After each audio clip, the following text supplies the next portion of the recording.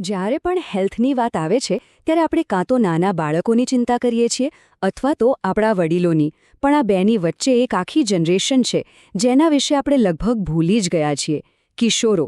તો ચાલો આજે આપણે એ જ સમજીએ કે આ ભૂલ કેટલી મોટી છે અને કેમ કિશોરોનું રસીકરણ ભારતના ભવિષ્ય માટે ખરેખર ખૂબ જ જરૂરી છે. આ આંકડો જુઓ, 243 મિલિયન. આ આપણા ભારતના કિશોરોની સંખ્યા છે. આટલી મોટી યુવા વસ્તી દુનિયામાં બીજે ક્યાંય નથી. વિચારો, આ ખાલી એક નંબર નથી, આ તો ભારતનું ભવિષ્ય છે. અને જ્યારે એમના સ્વાસ્થ્યની વાત આવે છે ને, તો એવું લાગે છે કે આપણે ક્યાંક એક મોટી તક ગુમાવી રહ્યા છીએ. આ વાત ખરેખર હચમચાવી નાખે એવી છે. વિચારો તો ખરા, દર વર્ષે હજારો કિશોરો એવા રોગોથી મૃત્યુ પામે છે જેને ખાલી એક રસીથી રોકી શકાતા હતા. આ કોઈ કુદરતી આફત નથી, આ તો એવી બીમારીઓ છે જેને આપણે ટાળી શકીએ છીએ, બરાબર? તો સવાલ એ જ છે કે આપણે એવું કેમ નથી કરી રહ્યા? તો આટલી મોટી વસ્તી હોવા છતાં આ કિશોરો કઈ રીતે આપણી નજર બહાર રહી જાય છે? ચાલો આપણે ઊંડાણમાં ઉતરીને સમજીએ કે આ ગ્રુપ કેમ આટલું ઇમ્પોર્ટન્ટ છે અને એમના પર ધ્યાન આપવું આપણા આખા દેશ માટે કેમ આટલું જરૂરી છે. તો સૌથી પહેલાં તો એ સમજીએ કે આપણે વાત કોની કરી રહ્યા છીએ. જુઓ, WHO પ્રમાણે 10થી 19 વર્ષની વચ્ચેની કોઈ પણ વ્યક્તિ એ કિશોર છે. આ એ સમયગાળો છે જ્યારે બધું જ બદલાય છે, નહીં? શરીર, મન, આજુબાજુની દુનિયા, બધું જ.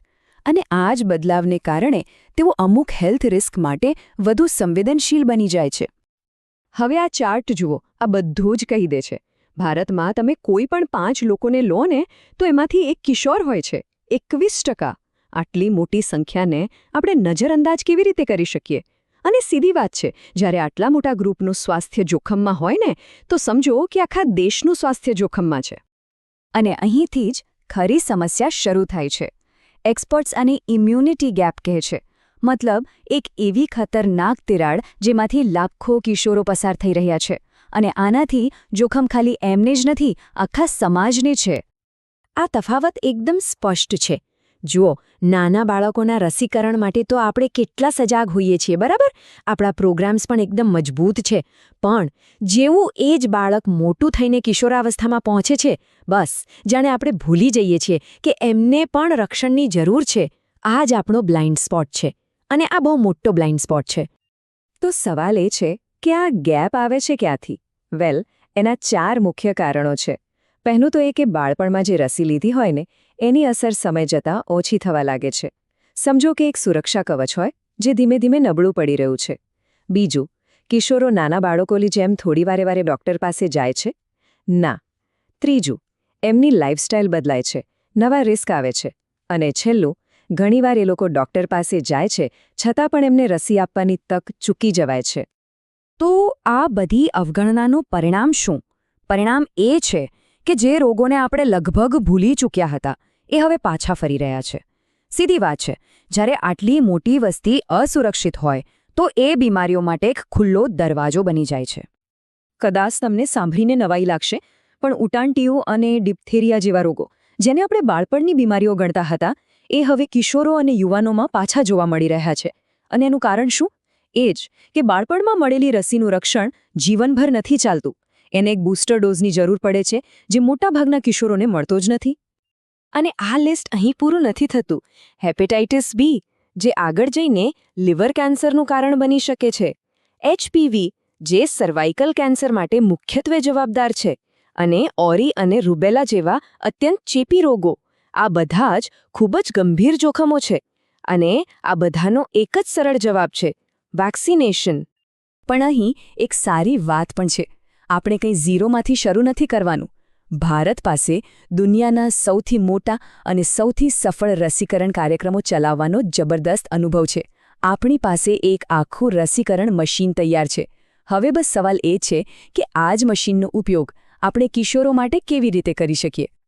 અહીંયા હર્ડ ઇમ્યુનિટીનો કોન્સેપ્ટ સમજવું બહુ જરૂરી છે. એને સામુદાયિક રોગ પ્રતિકારક શક્તિ પણ કહેવાય. આનો મતલબ શું છે કે જ્યારે મોટાભાગના લોકોને રસી મળી જાય છે ને, ત્યારે વાયરસને ફેલાવાનો રસ્તો જ નથી મળતો. એની આખી ચેન તૂટી જાય છે. આનાથી ફાયદો એ લોકોને પણ થાય છે જે કોઈ કારણસર રસી નથી લઈ શકતા. એટલે એક વ્યક્તિનું રસીકરણ એ આખા સમાજનું રક્ષણ છે.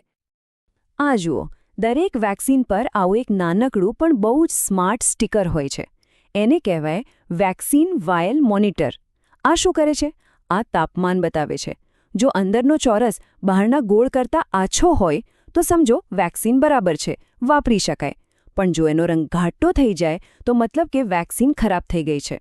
આટલી નાની ટેકનોલોજી એ સુનિશ્ચિત કરે છે કે દરેક ડોઝ એકદમ સેફ અને અસરકારક હોય. અને વાત ખાલી રસી આપવા પર જ પૂરી નથી થતી. સેફટી પછી પણ ચાલુ રહે છે. રસીકરણ પછી જે વપરાયેલી સિરિંજ અને બીજો કચરો હોય ને, એનો નિકાલ પણ એકદમ સાવચેતીથી કરવામાં આવે છે. આ બતાવે છે કે આપણી આખી સિસ્ટમ દરેક સ્ટેપ પર સેફટીને કેટલી ગંભીરતાથી લે છે. ઓકે, તો હવે આપણે પ્રોબ્લેમ શું છે એ જાણીએ છીએ અને આપણી પાસે એક મજબૂત સિસ્ટમ પણ છે. તો હવે આગળ શું? આ ગેપને આપણે પૂરીશું કેવી રીતે? ચાલો એના કેટલાક નક્કર ઉપાયો પર નજર કરીએ. તો સવાલ એ છે કે કિશોરોને કઈ રસીઓની જરૂર પડે છે? જુઓ, આ એકદમ ક્લિયર રોડમેપ છે. 10 વર્ષની ઉંમરે Tdap/TD એટલે કે ધનુર અને ડિપ્થેરિયા સામે રક્ષણ માટેનો બૂસ્ટર ડોઝ. પછી 12-13 વર્ષે MMR, જે ઓરી ગાલપચોડિયો અને રૂબેલાથી બચાવે છે. હેપેટાઇટિસ બી, જો બાળપણમાં ડોઝ રહી ગયા હોય તો. અને હા, સૌથી મહત્વનું, 10-12 વર્ષની છોકરીઓ માટે HPV વેક્સિન, આ સર્વાઇકલ કેન્સર જેવા ગંભીર રોગ સામે રક્ષણ આપે છે. પણ આ બધું હકીકતમાં કેવી રીતે થશે? એના માટે મુખ્યત્વે 3 પગલાં લેવા ખૂબ જરૂરી છે. નંબર 1, સરકારે કિશોર રસીકરણ માટે એક સ્પષ્ટ પોલિસી બનાવવી જોઈએ. નંબર 2, જાગૃતિ. આપણે બધાએ મળીને, પેરેન્ટ્સ, ટીચર્સ અને હા, ખુદ કિશોરોએ પણ આ રસીઓનું મહત્ત્વ સમજવું અને સમજાવવું પડશે. અને નંબર 3, આપણી હેલ્થ સિસ્ટમને મજબૂત કરવી પડશે, જેથી એ દરેક કિશોર સુધી સરળતાથી પહોંચી શકે. અને અંતે એક સવાલ જે આપણા બધા માટે છે. આપણી પાસે દુનિયાની સૌથી મોટી યુવા વસ્તી છે. આ આપણી સૌથી મોટી તાકાત છે. આપણું ભવિષ્ય છે.